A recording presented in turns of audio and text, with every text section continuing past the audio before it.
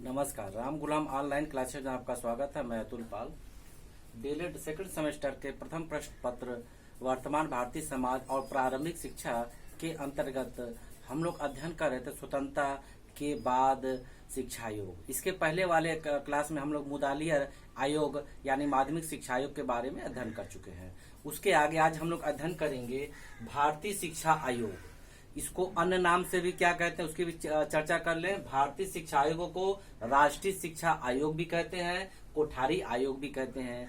और ये आयोग बना जुलाई 1964 में और अपने सुझाव या सिफारिशों को जून 1966 में प्रस्तावित किया है। यानी 2 साल का समय लगा। 1964 में आयोग बना और 1966 में ये अपने सुझाव प्रस्ताव को दिए। इसमें कुल 17 सदस्य थे। इस आयोग में, भारतीय शिक्षा आयोग में कुल 17 सदस्य थे। इस आयोग के अध्यक्ष जो थे वो दौलत सिंह कोठारी, जिसका संक्षिप्त नाम डीएस कोठारी भी कहीं लिखा मिलता है, दौलत सिंह कोठारी। तो इन्हीं के नाम पर कोठारी आयोग के नाम से भी भारतीय शिक्षा आयोग को हम जानते हैं। अब थोड़ा कोठारी जी के व्यक्तित्व के बारे में अध्ययन कर ले, फिर इनके सिफारिशों को पढ़ेंगे। ये एक महान वैज्ञानिक थे, भौतिक शास्त्री थे एवं यूजीसी विश्वविद्यालय अनुदान आयोग के अध्यक्ष पद पर भी 10 साल रह चुके थे। इनके अंदर तमाम ऐसे व्यक्तित्व गुण के कारण इनको इस आयोग का अध्यक्ष बनाया गया और इनको 1962 में पद्म भूषण पुरस्कार मिला इनके व्यक्तित्व एवं सेवा के फलस्वरूप। और फिर 1966 में इनको शांति स्वरूप भटनागर पुरस्कार मिला। 1966 में शांति स्वरूप भटनागर पुरस्कार मिला। फिर 1973 में पद्म विभूषण, ये पद्म भूषण था, ये पद्म विभूषण पुरस्कार दिया गया। और ये 1940 में दिल्ली विश्वविद्यालय में प्रोफेसर पद पर भी कुछ समय काम कर चुके हैं, सेवा दे चुके हैं। और ये कैम्ब्रिज विश्वविद्यालय से अपनी पीएचडी की उपाधि या पीएचडी इन्होंने किया कैम्ब्रिज विश्वविद्यालय से। और ये रक्षा मंत्री के सलाहकार के रूप में भी काम कर चुके हैं।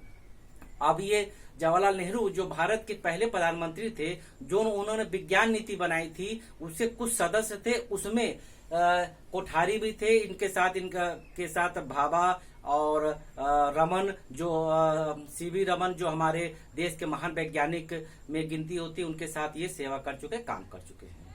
और इनको जिम्मेदारी दी जाती है कि आप भारतीय शिक्षा आयोग के अध्यक्ष के रूप में शिक्षा में गुणवत्ता सुधार करें।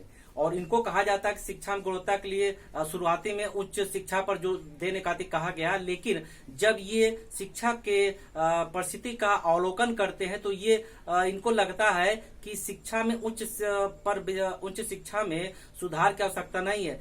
इसी कारण इन्होंने शिक्षा के तीनों पक्ष, प्राथमिक, माध्यमिक और उच्च स्तर पर अपने तरीके से सुधार का प्रस्ताव दिया। एक ऐसा ये आयोग था जो शिक्षा के तीनों स्तर, प्राथमिक, माध्यमिक और उच्च शिक्षा के क्षेत्र में अपने सुधार दिए। इसके पहले विभिन्न आयोग थे, किसी ने माध्यमिक स्तर पर सुधार किया, किसी ने उच्च, किसी ने केवल प्राथमिक ही किया, लेकिन इन्होंने तीनों स्तर पर सुधार किया।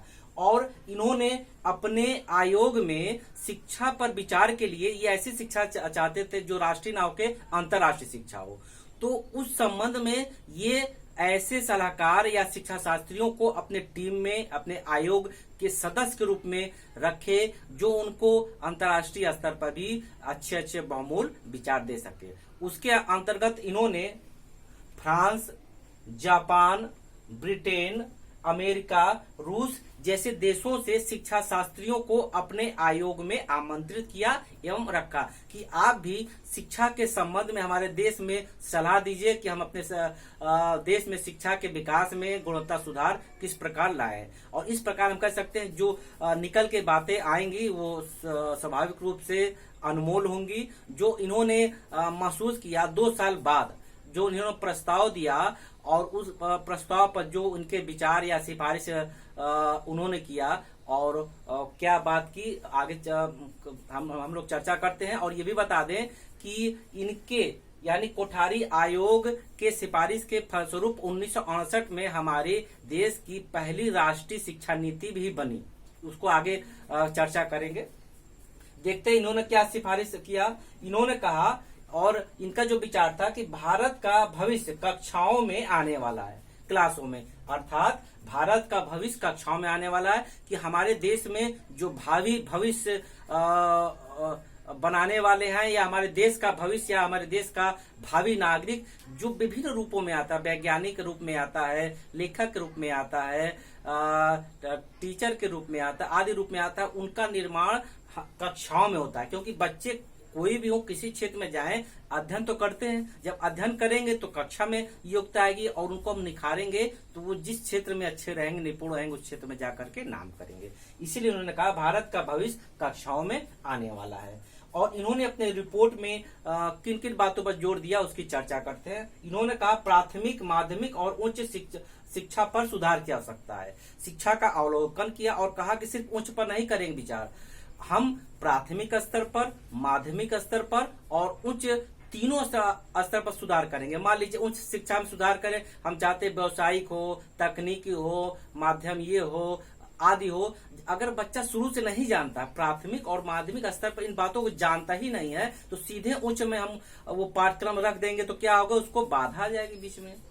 तो बाधा ना है, जब शुरू से ही प्राथमिक माध्यमिक से उन बातों को बताते चले आएंगे और माध्यमिक में जाकर उसका विस्तार रूप होगा, उसको जानने समझने में सुविधा होगी। इसीलिए इन्होंने शिक्षा के तीनों पक्ष, प्राथमिक, माध्यमिक और उच्च शिक्षा पर अपने विचार दिए। अब देखते हैं इन्होंने क्या कहा। इन्होंने कहा सामाजिक परिवर्तन बल दिया। इन्होंने कहा कि शिक्षा ऐसी हो जो सामाजिक परिवर्तन लाने वाली हो, सामाजिक विचारों को भी इन्होंने शामिल किया। क्योंकि सामाजिकता क्या है, सामाजिक गुण क्या है, अगर शुरू से बच्चों को नहीं बताएंगे तो हम सीधे उच्च शिक्षा में बता देंगे, शायद समझ में नहीं। लेकिन जब प्राथमिक स्तर पर बच्चों को धीरे धीरे बताया जाएगा नैतिक शिक्षा क्या है, सामाजिक क्या है, व्यक्तित्व क्या है, चरित्र क्या आदि है, तो वो सब धीरे धीरे उन बातों को जानेंगे और माध्यमिक में और जानेंगे। उच्च में आके जब उनके मानसिक स्तर विकसित होगा, उस बात को अच्छे समझेंगे और एक अच्छे नागरिक के रूप में हमारे देश को मिलेंगे। तो इसीलिए इन्होंने कहा कि शिक्षा के सामाजिक परिवर्तन से संबंधी वो उन्होंने विचारों को इसमें रखा। इसके पहले कोई भी आयोग ऐसा नहीं था जो सामाजिकता या सामाजिक परिवर्तन के संबंध में शिक्षा में इन पक्ष को जोड़े। एक पहला ये आयोग था जो शिक्षा में सामाजिकता लाने या सामाजिक गुण पर बल देने की बात करते हैं। आगे देखते हैं, इन्होंने कहा कि समान शिक्षा 10 वर्ष की हो।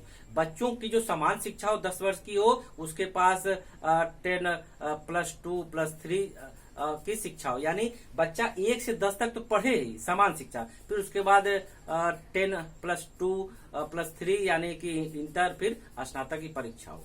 तो इन्होंने समान शिक्षा में 10 वर्ष की शिक्षा पर जोर दिया और इन्होंने कहा कि संपूर्ण राष्ट्र में समान शिक्षा का स्वरूप हो। पूरे देश में शिक्षा का जो संरचना है, स्वरूप हो, एक समान हो, कि ऐसा ना है कि इस प्रदेश में दूसरा स्वरूप हो, दूसरे प्रदेश में दूसरा हो। तो इसलिए पूरे राष्ट्र में, पूरे भारत में शिक्षा की संरचना या ढांचा या स्वरूप एक समान हो, इस पर भी इन्होंने बल दिया। और इन्होंने कहा शिक्षा को प्रत्येक स्तर पर, यानी प्रत्येक स्तर पर बल दिया, यानी प्राथमिक, माध्यमिक और उच्च। कहीं कहीं आता है शिक्षा के प्रत्येक स्तर पर बल दिया। प्रत्येक स्तर का मतलब हम पहले बता चुके हैं, प्राथमिक, माध्यमिक और उच्च, यानी तीनों स्तर पर शिक्षा पर इन्होंने बल दिया कि ये चीज होनी चाहिए। जिसमें क्या इन्होंने कहा, शिक्षा को उत्पादकता से जोड़ना, यानी शिक्षा ऐसी हो जो हमको उत्पादन में यानी विकास में, यानी अगर हम शिक्षा सीख पढ़ करके अपने विकास में नहीं कर पा रहे हैं, देश के उत्पादन में वृद्धि नहीं कर पा रहे हैं, व्यवसाय में नहीं जोड़ पा रहे हैं, तो शिक्षा हमारे उस क्षेत्र में किसी काम की नहीं। यानी हमारे विकास में शिक्षा को सहयोग करना चाहिए। इसीलिए इन्होंने कहा शिक्षा को उत्पादकता से जोड़ना, कि उत्पन्न करने वाली हो, विकास करने वाली हो।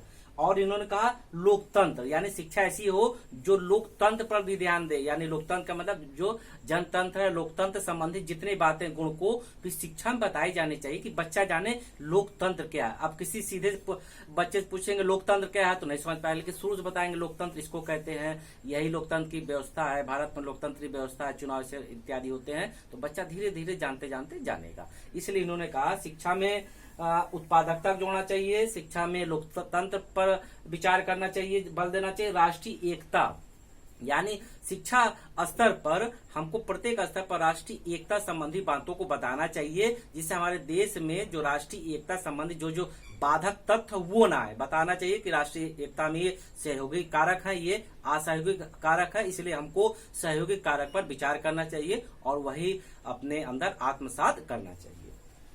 इसके बाद इन्होंने कहा सामाजिक एवं आध्यात्मिक मूल पर विचार करना चाहिए। व्यक्ति के अंदर सामाजिकता गुण होना चाहिए। अगर हम सीधे किसी से कहेंगे सामाजिकता क्या है तो नहीं जान पाएगा, लेकिन शुरू से बच्चों को बताएंगे सामाजिक गुण क्या होता है, सामाजिक सहयोग क्या होता है, सामाजिक एकता क्या होता है, मिलजुल कर रहना चाहिए, समाज में अच्छे काम करना चाहिए। जब प्राथमिक स्तर बताएंगे, माध्यमिक स्तर बताएंगे, धीरे धीरे बच्चा जानेगा समझेगा। और आध्यात्मिक मूल यानी भारत हमारा अध्यात्म से भी जुड़ा है, एक कह सकते हैं कि ईश्वरीय पक्ष है, उसके बारे में भी हमको श्रद्धा पूर्वक उनको बताना चाहिए। आगे देखते हैं, इन्होंने कहा कि मानवीय मूल यानी मानवीय मूल एक मानव के गुण यानी एक अच्छे नागरिक के क्या गुण होने चाहिए वो भी हमको नैतिक शिक्षा के अंतर्गत बच्चों को बताने चाहिए। इन्होंने नैतिक शिक्षा पे बल दिया।